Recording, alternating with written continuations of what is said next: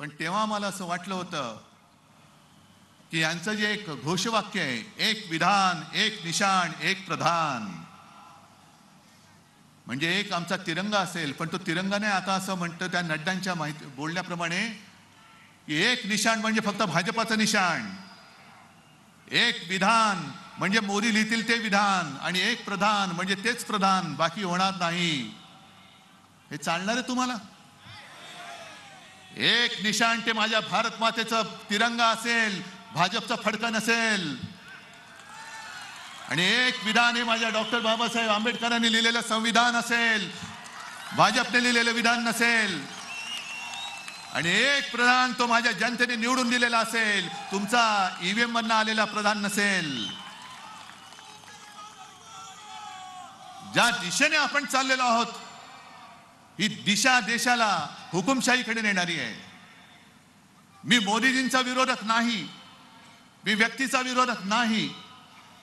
मी आज सुद्धा त्यांना नरेंद्र भाई म्हणतो, कारण माझे त्या काळामध्ये संबंध त्यांच्याबरोबर चांगले होतेच, हे मी जाहीर सांगतो. मला लपवण्याची गरज नाही, आणि मला लपवणं माझ्या वडिलांनी शिकवलेलं नाही.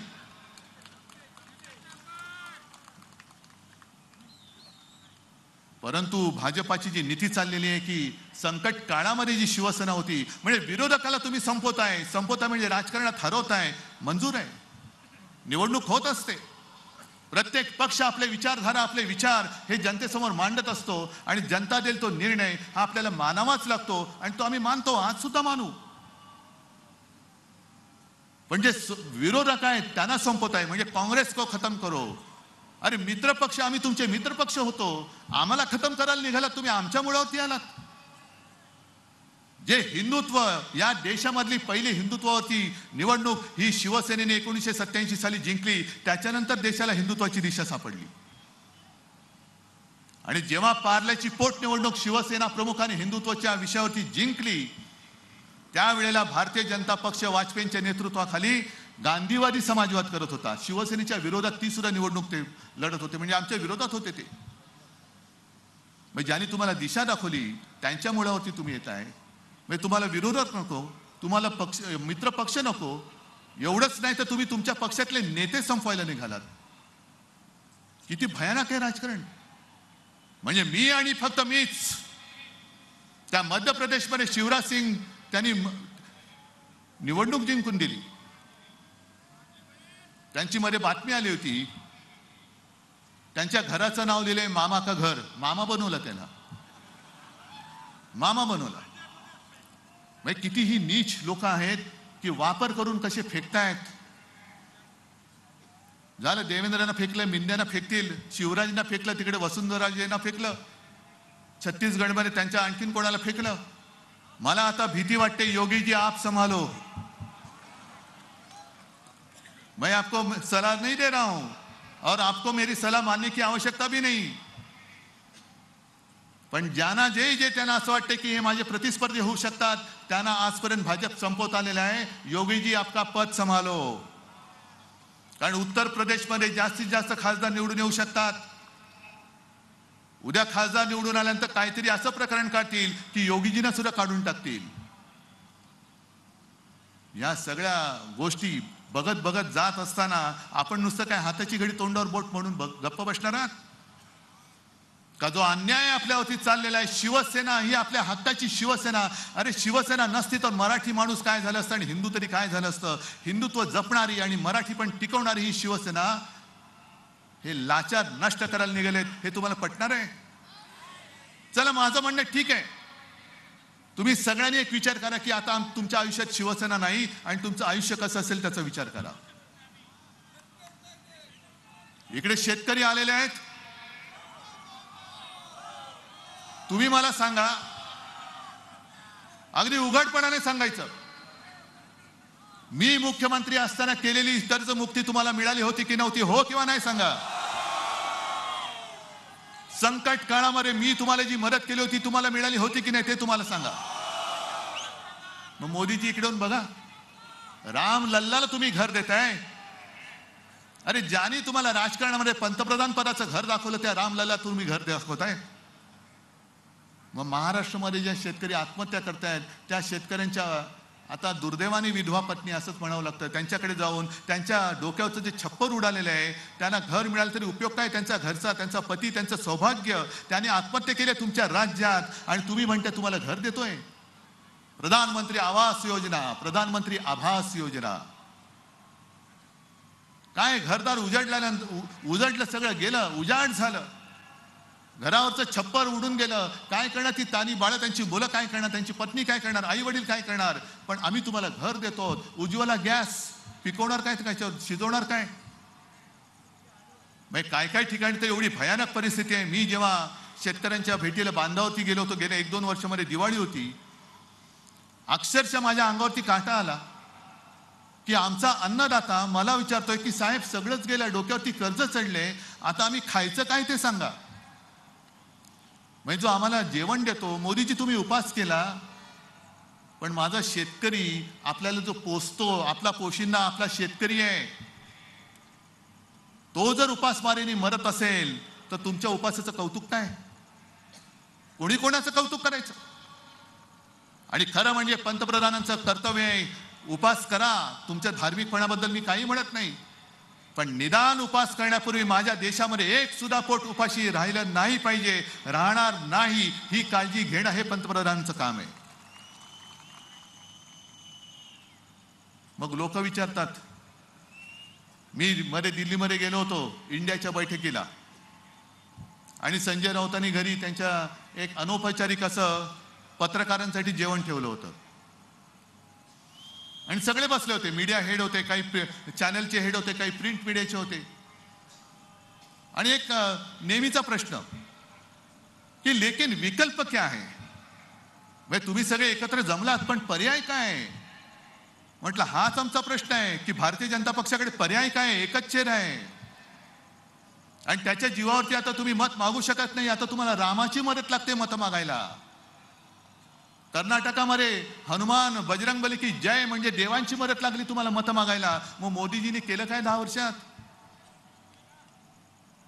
निवडणूक सुद्धा आज आलेली आहे की टेंटेटिव्ह डेट ही बरोबर रामनवमीच्या आधी लावलेली आहे.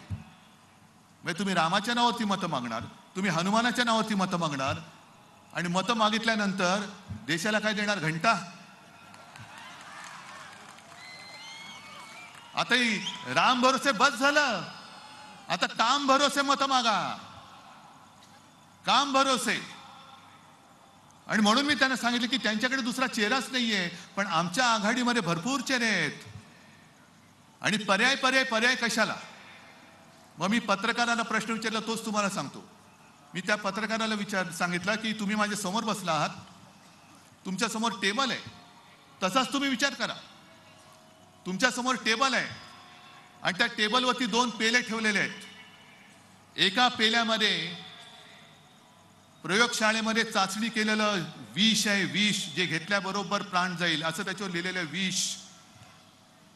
आणि दुसरा पेला आहे त्याच्यामध्ये माहिती नाही काय आहे, पण निवडणूक आहे, एक पेला तुम्हाला प्यायचा आहे. मग विष लिहिले तो पेला पिणार की जे माहिती नाही तो पेला पिणार, काय पिणार. दुसऱ्या पेल्यात विष असेल अमृतही असेल, पाणी असेल, लिंबू पाणी असेल, पण समोर विष दिसतंय. यांचा कारभार 10 वर्षाचा दिसतोय आणि जातीपातीमध्ये दंगे भडकवण्याचं सुद्धा यांचं काम तुम्हाला दिसतंय. नोकऱ्या नाहीत, शेतकऱ्यांचं उत्पन्न दुप्पट वाढलं असेल, पुन्हा द्या मत त्यांना, वाढले दुप्पट. पीक विमा योजना काय लाभ झालाय, महिला इकडे आल्यात, उज्ज्वला योजना मिळाले, तुमच्या घरामध्ये कोणाला तरी नोकरी मिळाले, तुमच्या गावामध्ये नवीन उद्योग कोणता आलाय. मग कशासाठी मत देणार, कशासाठी मत देणार. आणि म्हणून मला जसं सकाळी मी सुरेश भटांची कविता तुम्हाला सांगितली होती त्या शिबिरात, तशीच नाशिकमध्ये आल्यानंतर कुसुमाग्रजांची एक कविता, त्यातले 4 ओळी मी तुम्हाला सांगतोय आणि मग तुम्ही ठरवायचं की काय करणार आता.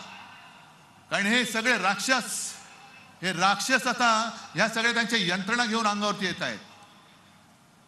मग तिकडे महिला बघत नाही, काही नाही. आमच्या किशोरीताई पेडणेकरवरती समन्स वायकरला देत आहे, सूरज चव्हाणला पाठवता, अनिल परब आहे, संजय राऊत आहे. अरे तुम्ही शिवसेना संपवलेत ना, मग कशाला आमच्या मागे लागताय. का अजून तुम्ही माझ्या साध्या शिवसैनिकाच्या आणि नेत्याच्या घरी ईडी आणि सीबीआय पाठवताय? मग आमच्या हातामध्ये ताकद द्या आणि आम्ही सांगू त्या भाजपवाल्याच्या घरामध्ये धाड टाका, बघा किती घबाड मिळते ते. त्या कर्नाटकमध्ये एक जो मंत्री होता त्यांनी सांगितलं, त्याला मध्ये काहीतरी नोटीस आली, त्यांनी सांगितलं मला नोटीस द्याच, मी कर्नाटकच्या भाजपच्या लोकांचा घोटाळा बाहेर काढतो 40,000 कोटींचा, नोटीसच येऊ दे मला. कोरोना काळामध्ये भारतीय जनता पक्षाने तिकडे जो काही घोटाळा केलाय कर्नाटकामध्ये, ते सगळे म्हणाले मी पुराव्यानिशी काढतो आणि कोणी कोणी कशी संपत्ती गोळा केली हे सुद्धा मी तुम्हाला सांगतो. गप का नाही? तिकडे का थंड बसताय?